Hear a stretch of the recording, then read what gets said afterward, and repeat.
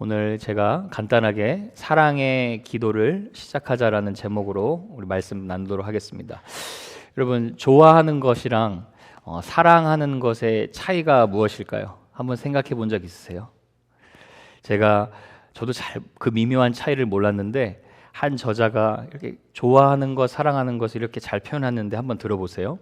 좋아하는 것은 그 사람으로 인해 내가 행복해졌으면 하는 것이고, 사랑하는 것은 그 사람이 나로 인해 행복해졌으면 하는 것이다. 좋아하면 욕심이 생기고 사랑하면 그 욕심을 포기하게 된다. 만약에 지구가 멸망하는 날 탈출할 수 있는 우주선을 타게 된다면 좋아한다는 사람은 내 옆자리에 태우고 싶고, 사랑하는 사람은 내 자리를 주고 싶어진다. 그러니까 한마디로 정리하면 좋아하면 나 먼저, 그렇죠? 사랑하면 상대방 먼저 생각할 수 있는 그 감정을 갖게 된다는 거죠. 그래서 여러분, 성경을 잘 보면 성경에는 단 한 번도 주 너의 하나님을 좋아하라고 얘기하지 않아요. Make sure you like the Lord your God 이렇게 안 나오고, 마음과 힘과 뜻을 다하여 주 너의 하나님을 사랑하라라고 명령을 합니다. 그렇다면 우리가 하나님을 사랑하는 게 옵션이 아니라 지극히 우리가 전심으로 지켜야 할 명령이죠. 은혜 받고 구원받은 자만이 지킬 수 있는 명령이에요. 그런데 우리가 하나님을 처음에는 잘 알고 아는 것에서 믿게 되고, 그 다음 믿는 것에서 이제 하나님을 정말 사랑하고 있나, 그것을 우리가 어떻게 성경적으로 확인할 수 있을까요? 오늘 시편 기자가 하나님을 사랑하는 방법을 아주 명확하게 알려주고 있습니다. 오늘 1절에 보면 하나님을 어떻게 사랑해야 되는지 알려주는데, 잘 보세요. 여호와께서 내 음성과 내 간구를 들으심으로 내가 그를 사랑하는도다 라고 얘기해요. 자, 나의 기도와 내가 간절히 드리는 간구에 응답해 주시니까 내가 하나님이 내 삶에 정말 살아계신 하나님을 확신하게 되고, 그로 인해서 내가 하나님을 사랑하는 법을 배우게 된다라는 거예요. 자, 여러분은 예수님을 처음 만났을 때, 예수님의 사랑을 내 마음에 확신했을 때, 그때 가장 먼저 드렸던 혹시 기도가 생각이 나십니까?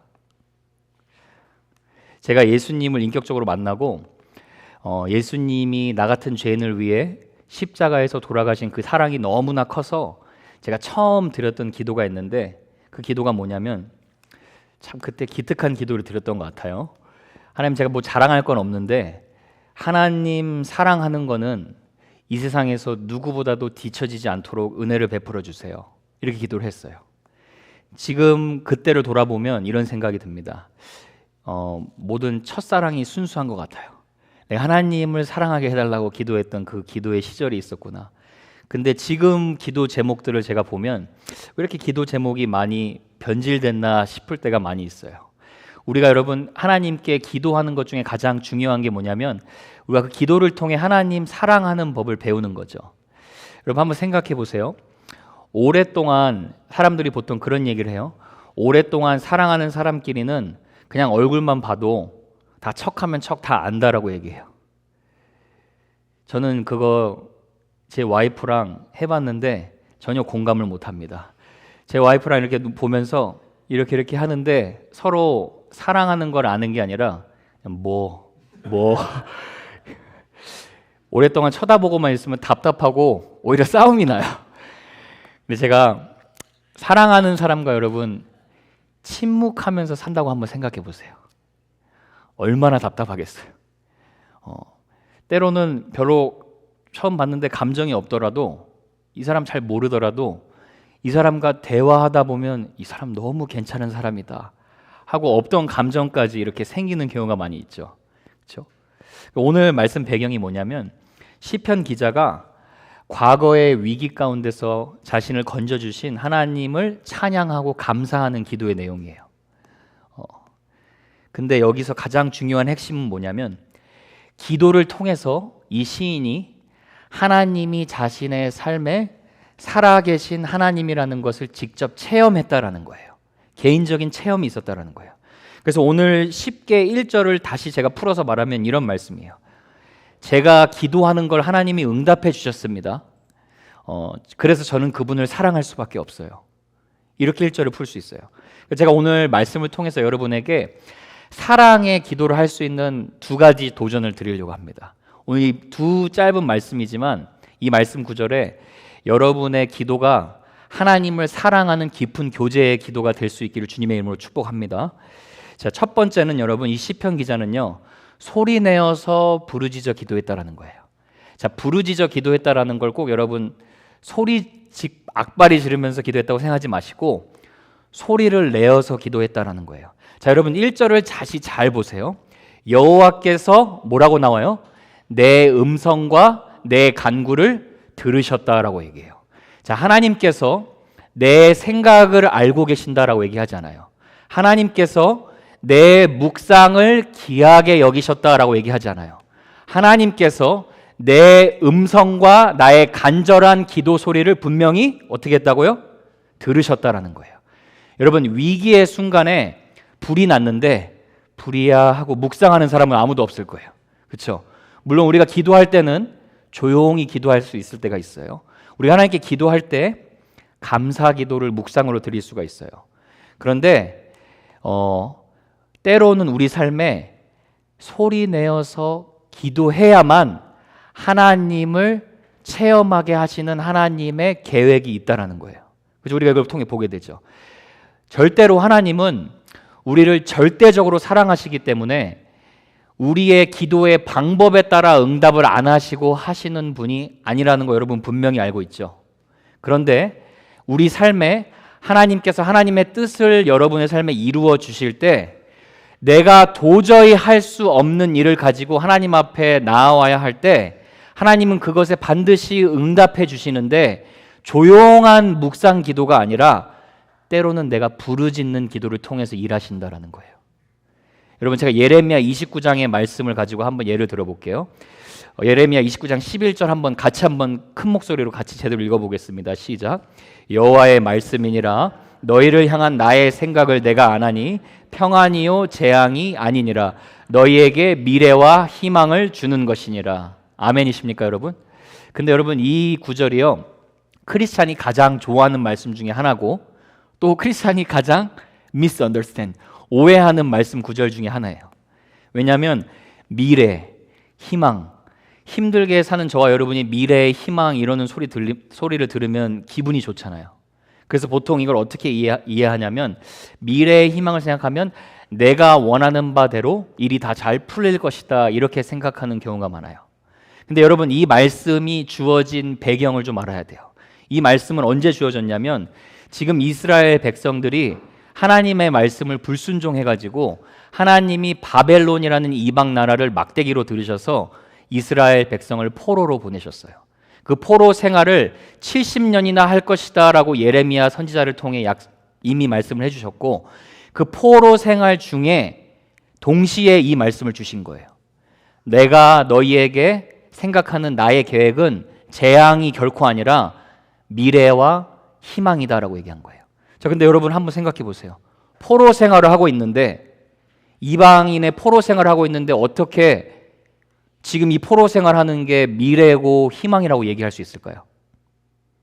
왜냐하면 하나님께서 이 포로 생활을 통해서 황금 세대를 준비하고 계셨거든요.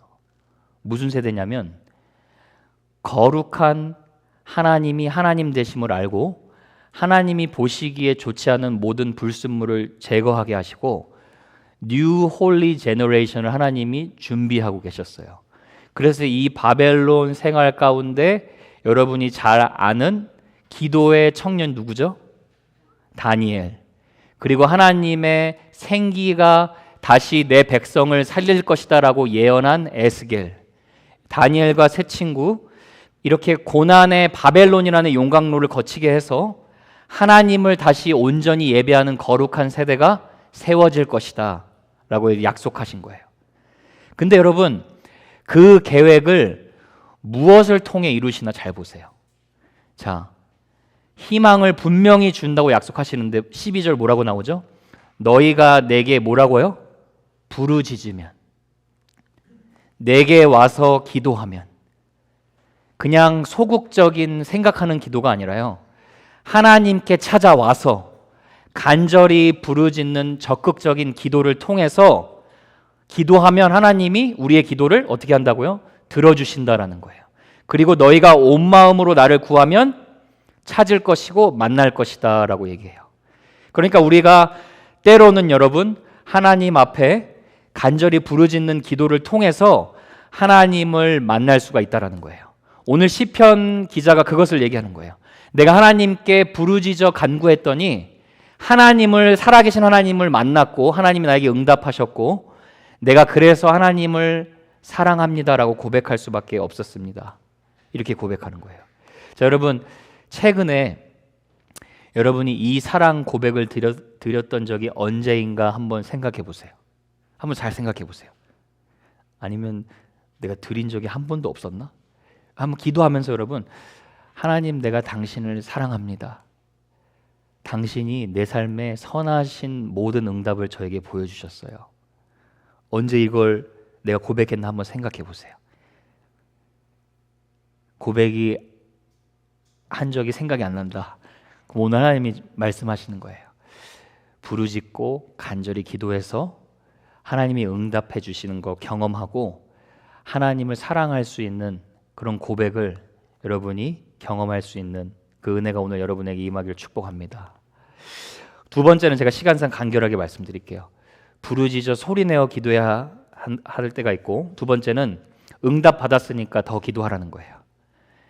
사랑의 기도는 응답 받고 더 기도하는 거예요. 자, 우리가 살아가면서 여러분 나름 많은 기도를 했어요. 여러분이 기도 응답 받은 거 한번 카운트 해보세요. 우리가 잘 몰라서 그렇지 믿음의 눈을 열고 한번 기도 응답 받은 거 카운트 해보면 수도 없이 셀 수 없이 많을 거예요. 근데 여러분 우리가 하나님 보시기에 참 얄미운 점이 있어요. 큰 문제를 뛰어넘고 하나님이 큰 기도에 응답해 주시고 나면 그 이후에는 기도 잘 안 하려고 해요. 그래서 오늘 그런데 시편 기자가 어떻게 기도하는지 보세요. 나 기도 응답 받았어요. 그래서 주님 사랑합니다. 그리고 끝나는 게 아니에요. 2절 보세요. 그의 길을 내게 기울이셨으므로 내가 어떻게 기도한다고요? 평생에 기도하겠다라는 거예요. 주님이 나에게 응답해 주셨으니까 난 그 사랑 맛봤으니까 그래서 내가 더 평생에 기도하겠다라는 거예요. 여러분 한 청교도 신학자가 기도를 어떻게 표현하냐면 하나님과의 기쁨을 누리는 통로라고 얘기해요. Prayer is means of experiencing God's joy 라고 분명히 얘기해요. 근데 여러분 그 기쁨을 누리는 방법이 우리가 생각하는 관점과 되게 다르다는 걸 보고 제가 굉장히 놀랐는데, 우리는 보통 우리가 기도하고 하나님께서 응답해 주시면 너무 우리는 이렇게 좋아하잖아요. 하나님이 내 기도에 응답해 주셨다 하고 기뻐하잖아요. 그런데 이 청교도들은 어디서 기쁨을 찾았냐면요, 기도에 응답받은 것을 하나님과의 교제의 approval, 승인으로 봤다라는 거예요. 제가 쉽게 풀어서 이렇게 말할게요. 이런 거예요. 하나님 내 기도에 응답해 주셔서 감사한 거는 당연한 건데요, 청교도들은 어떻게 반응했느냐? 하나님이 응답해 주셨을 때 하나님 앞에 떨리고 감사하는 마음으로 서서 하나님과 저와의 사귐의 문이 열려 있음을 확인해 주셔서 감사합니다. 이렇게 기도했다는 거예요. 하나님과 저 사이가 살아있고 생명력 있는 교제를 확인할 수 있어서 감사했다는 거예요. 쉽게 말하면 기도 응답해 주신 것을 하나님과의 사랑의 관계로 확인했다라는 거예요. 제가 여러분 요새 때로, 아주 때때로 sometimes 아들, 딸들을 통해 종종 위로를 받을 때가 있어요. 굉장히 힘든데 위로를 받을 때가 있어요. 보통 제가 뭘 사오면 저는 안중에 없어요. 아빠가 뭐 사줘서 이거 딱 가지고 저한테 얘기를 하는 거예요. 아빠 이거 사줘서 고맙다. 근데 때로는 성령님이 충만하게 아이들한테 임할 때가 있어요. 그러면 저한테 그런 얘기를 해요. 아빠 저는 아빠가 내 아빠라서 너무 좋다. 이렇게 얘기해요.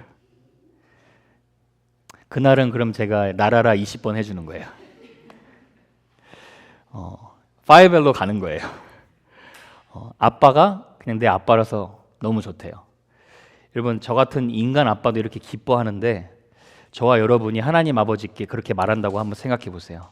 하나님이 내 아빠라서 나 너무 좋아요.